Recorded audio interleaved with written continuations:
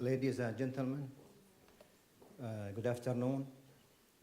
First, I would like to thank the organizer, especially Mr. Mark, for giving me a chance to speak for the second time in this event. And I would like to thank Dr. Khalaf.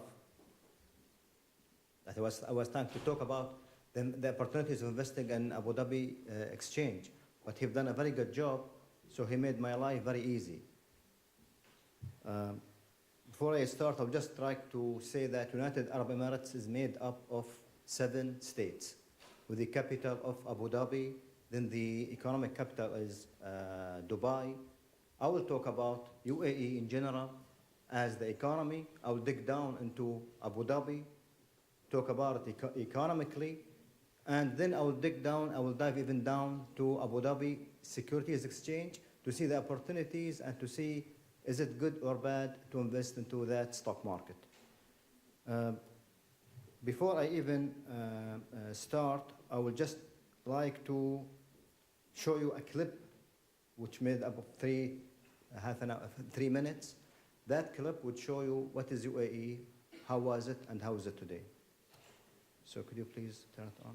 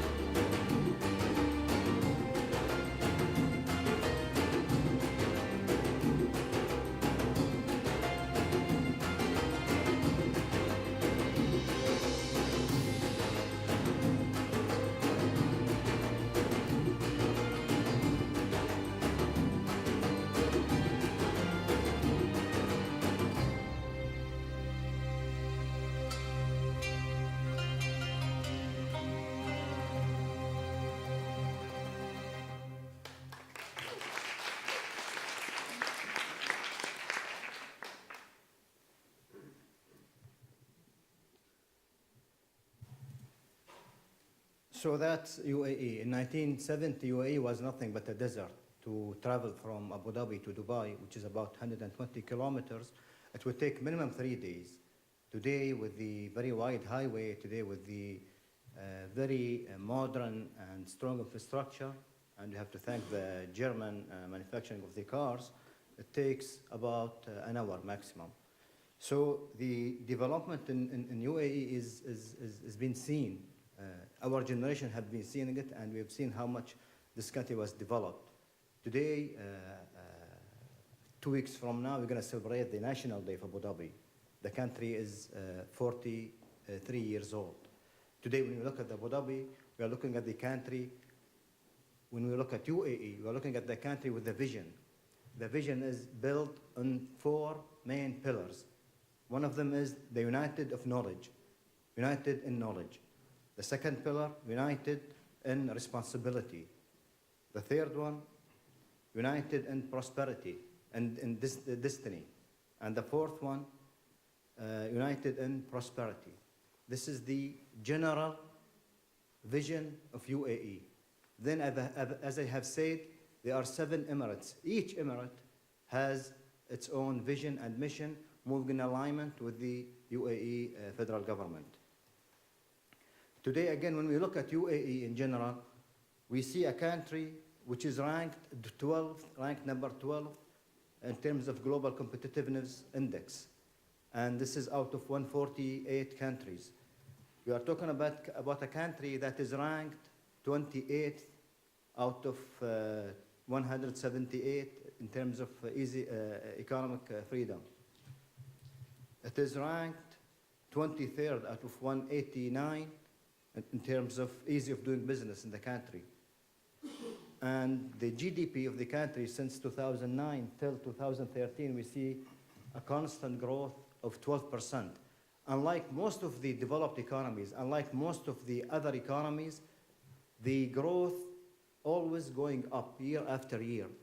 Okay, there are some countries that will have higher interest or higher growth, but I'm talking about the constant of going up. UAE has a very upward movement. Then we're going to talk about Abu Dhabi again. We're going to dig down into Abu Dhabi. Abu Dhabi has a vision which make up of infrastructure vision, healthcare, education, and one of them is the economic vision.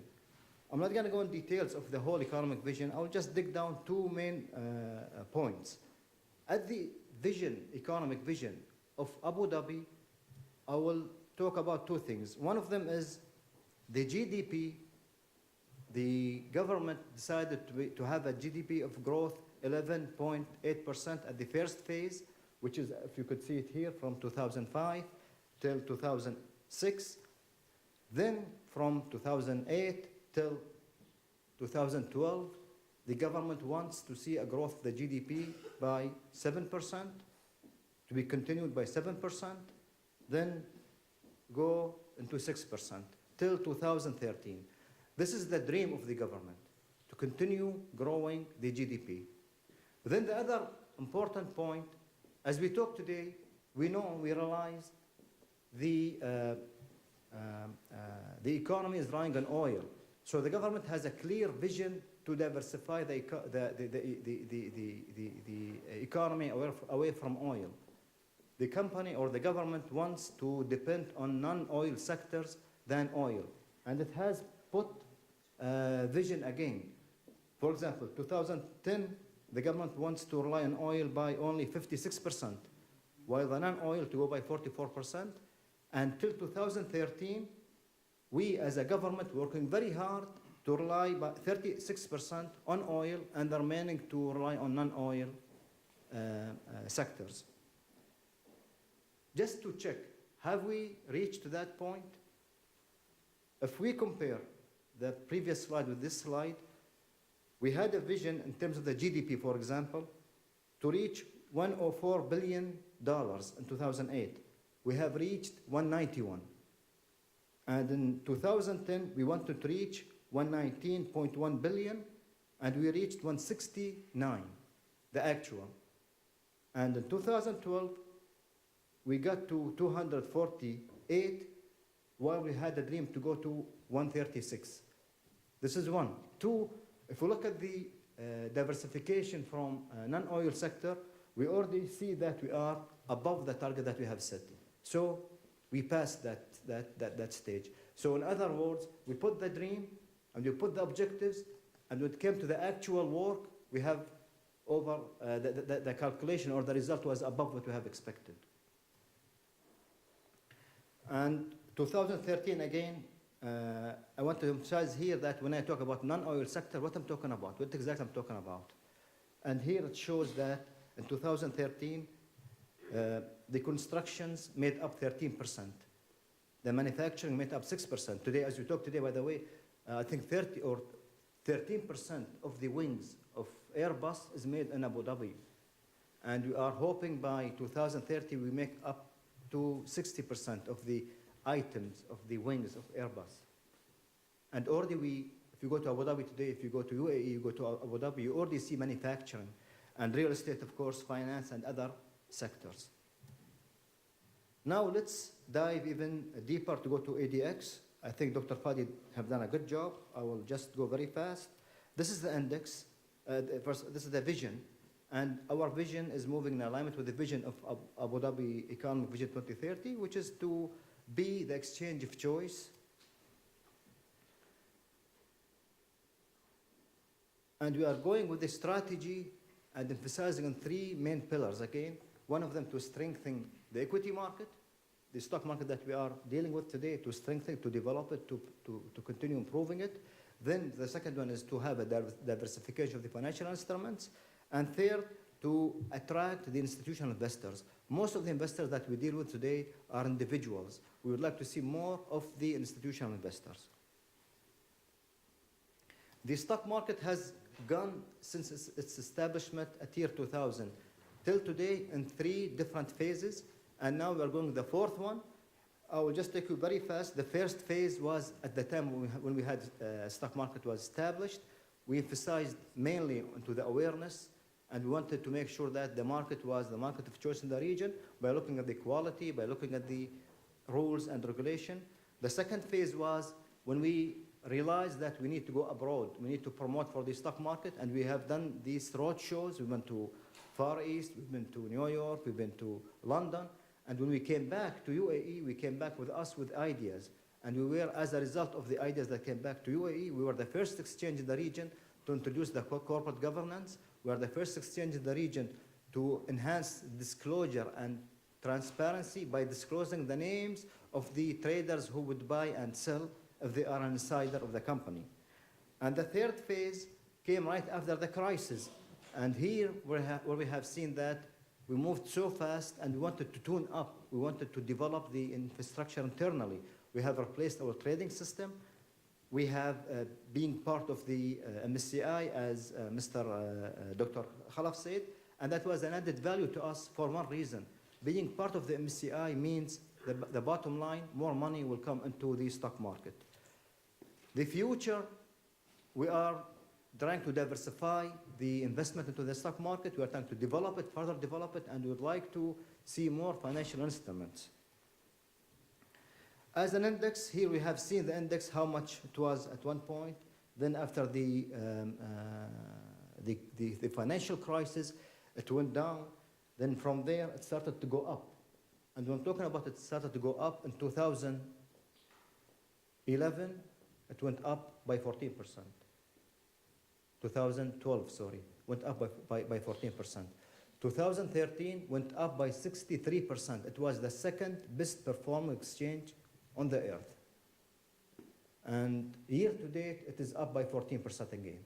So investors who are investing into that stock market, it shows how much wealth or how much money it went back to them as investments. And Dr. Fadi has mentioned that from the bottom, it went up by almost 140%. And from the time right before the crisis, it went up again, or it went up by 98%. That was shown by Mr.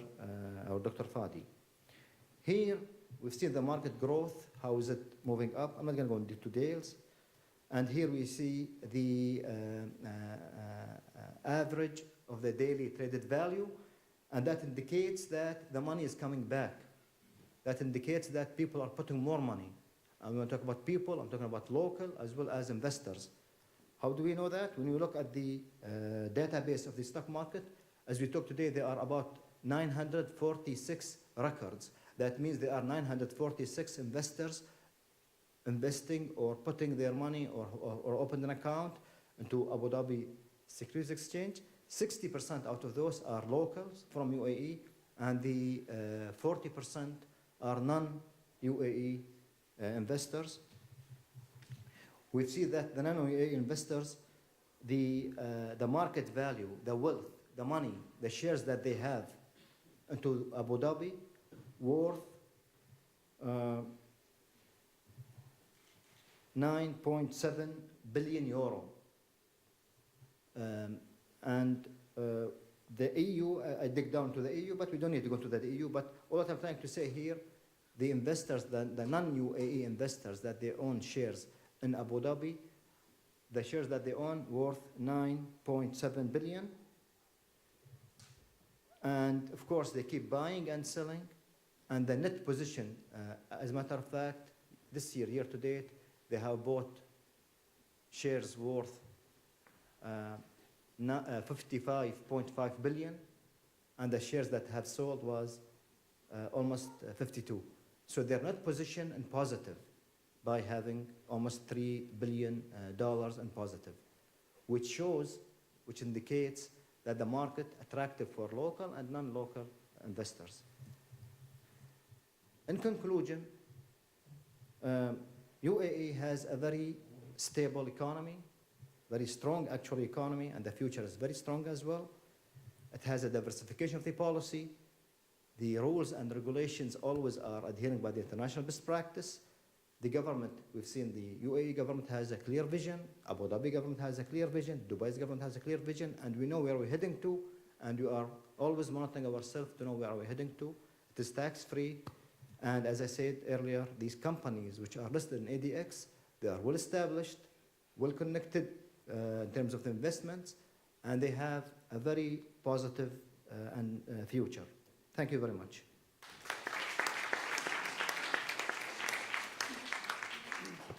Thank you very much, Mr. Balooshi. Other questions or comments? Yes, please.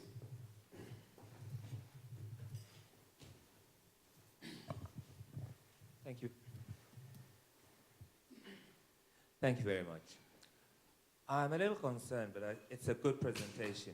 We're going back to what you started, 1970, pretty much from, I think you named the road, from one place to Abu Dhabi or whatever. It took 3 days, and now you've got a superhighway which takes about an hour.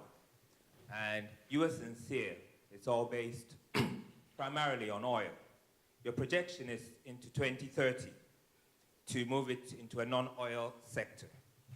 But if you can help me out, this is pretty much a 40, 50-year projection from 1979. It's still based on a commodity that can change, which is oil, and speculation. Are we safe to say, with this particular pillars of it, including construction, which you said construction is 13%, that this particular index or economic pillar is sustainable even to 2030, seeing how volatile the financial markets are, and also knowing even from the UK, the fraud in the banking system, like the Libor setting and others, may not impact and ripple on what Abu Dhabi has since it's part of the global economy. The sustainability of the vision is what I'd like you to articulate. Very good question. When it comes to the, again, to the vision, it's, we realized in 2007 that we were relying heavily into the oil. And we have realized that that was not a very wise thing to do. This is where we have decided collectively, and I was personally a chairman of that committee, to see how can we diversify the economy from oil. And we looked around us. What is that we could do? And we could start to build, to diversify from oil. And we came up with those sectors that we have discussed. These are the sectors that we are very strong with, and these are the sectors that we know we need to move toward them easily and very fast. As a result, we have put those sectors and we put the percentage, and as I told you in the presentation, we're already exceeding the expectation. What I'm trying to say here again, the bottom line, we need to move, and we moved. We know the result will not come in 2 days or 3 days. We know the result might take years. So we said we're going to go to 2030. So far, it seems to be that we are moving in the right track. If something would happen in the future, we talked about the, I think, constructions. What do we need to do? We need to stop immediately, tune up what is needed to be tuned up, and move. And this is exactly what happened in 2009 after the crisis. This is exactly what happened in 2013. We stopped twice, by the way, so far. So we're going to take it as a behavior or as a usual thing to do is to stop and tuning up. We recently went into the arena business, into the nuclear, or not nuclear, the energy, the clean energy power. Abu Dhabi is the source. Abu Dhabi is the base of that. So maybe I'll come to you next year. I'll tell you, you know what? We have tuned up something, and we're going to go into that field. Today, if you have talked about London, today there are so many projects in London, so many projects in Africa, so many projects in the Far East and Asia. I'm talking about the nuclear. Sorry, I keep talking about nuclear. Talking about the clear energy, talking about wind, talking about solar. The whole studies, the whole thing is happening in Abu Dhabi. And we're going to look at the opportunities, and we're going to grab it, very sure we're going to grab it. We're going to move forward with that. Why is that again? We don't want to rely on oil, which we realized in 2007 that it is limited resources, and something has to be done with that. I forgot your second part, sorry. Thank you. Are there more questions? Yes. 2 more questions, and then we have to close the question and answer session.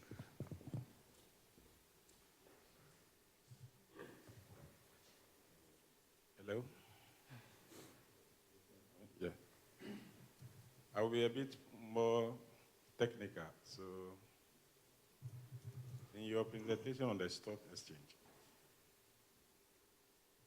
may I know whether you factor in the hedging of the oil pricing, and what impact will it have on the stock exchange operations?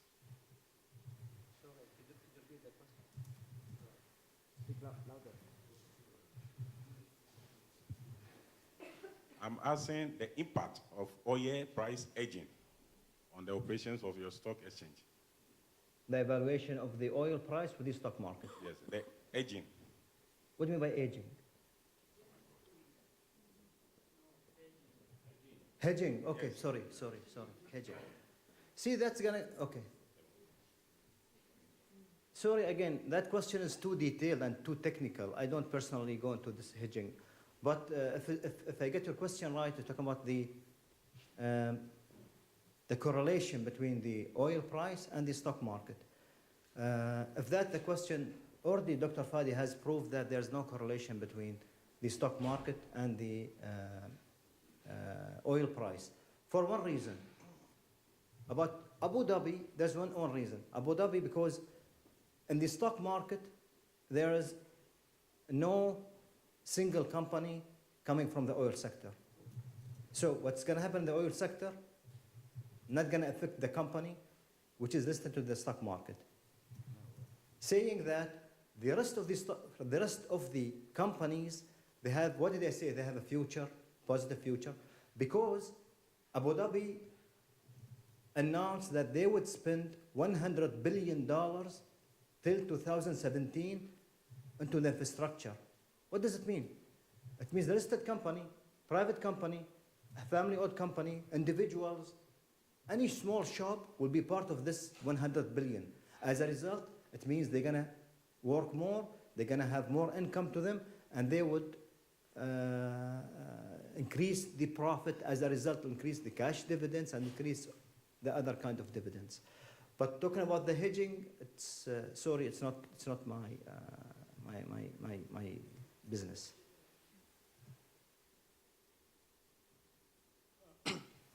Thank you, sir. Please, I'm interested to know your corporate governance model. Okay. Structure you use. Corporate governance, as I said, in 2004, we have decided to go abroad and promote for the stock market. And when we came back, the word corporate governance was repeated many, many times. So we said we need to implement the corporate governance. That doesn't mean the companies were doing something wrong, but let's not forget that the whole stock market was established in year 2000. The whole country was established in 1970. So it is a new country with a new behavior. But saying that again, we came back and we have introduced a corporate governance. And when it came to introducing it, we did not start from scratch. We have looked at the international best practice. And when we brought it back, we said we cannot force the companies. Think about it. Since 1970 till today, if companies are practicing something, you cannot bring a stick and say you must do that, because you are not going to get the right action. So we have shared that idea with them, and we had to make sure that corporate governance must be implemented for one reason. The value of the board member, the value of the chairman would increase financially. As a result, all of them adopted that idea. Since 2005 till 2009, we were just communicating and going back and forth to implement it. 2009, here we said it is a must to be implemented. As a result, about 99.8% of the companies already adhere by the corporate governance code, which is brought from the international best practice, which is used in US, used in London as well. Thank you very much. And once again, a warm applause for you.